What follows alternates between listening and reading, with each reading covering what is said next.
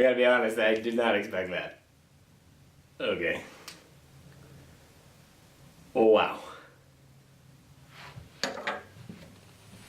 Today, I want to write a joke that involves screaming. I've realized in my stand-up, I've never really screamed before in a joke. I mean, I get loud and I go, ah, but I really wanted to involve some sort of a screaming bit in my comedy. Oh, I just had another idea.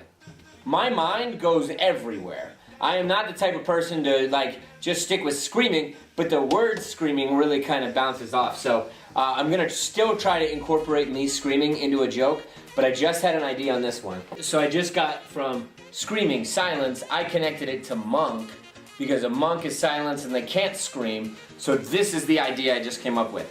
I've always wanted to be there when a monk takes his year-long vow of silence, not for any religious purposes. I just want to tell him a real juicy secret. I just want to tell him a really, really juicy secret. Let me see, right before he takes the vow. I've always wanted to be there when a monk takes his year-long... I don't even think I need year-long. Everybody knows a vow of silence is pretty darn long. Oh, I don't even need the right, okay. I feel like that's a good lead-in to do something. Then I would want to talk about what that would look like, you know? It's like, all year long, he's just sitting there going, I do churches a lot, and churches struggle with gossip, so there is a possibility that I can, I'm still going to take this plot line, but there is a possibility that I can say something like, talking about oh, girls and gossip, girls are gossiping. Notice we have a lot of gossip in church nowadays. Any church gossipers here tonight? Yep, yeah, they're the ones who just leaned over to the person next to them and said, I think he's talking about you. And said, I think he's talking about Gwendolyn. I think he's talking about Nancy. That's the one, yep.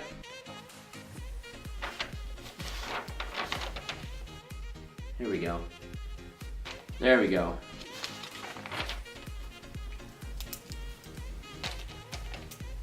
Here's the jokes I got. I have two versions.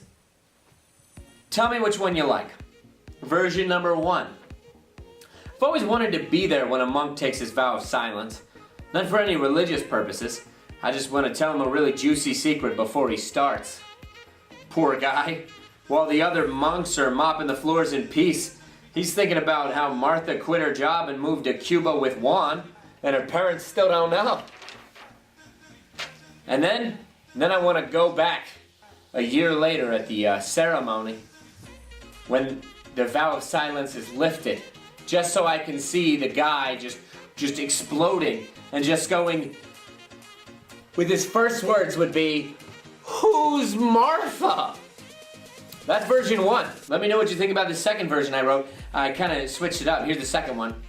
You know, we've got a lot of people that gossip at church. Any church gossipers here? Yep, I can tell. We definitely do. They're the ones that just leaned over to their friend and went, I think he's talking about Nancy.